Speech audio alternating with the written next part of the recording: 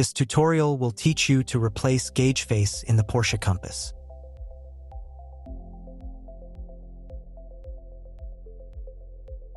Unscrew the top cover with the glass.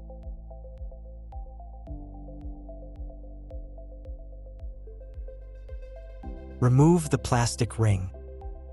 Separate the upper plastic element from the board.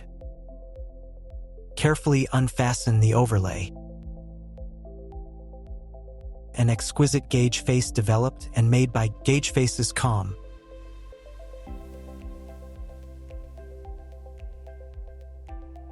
Fasten the two adjacent clips. Then fasten the third one.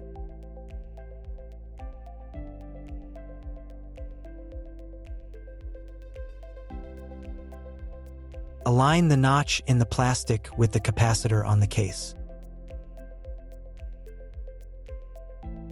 Put the plastic ring back. Dust blower and cloth usage is highly recommended. Screw on the cover.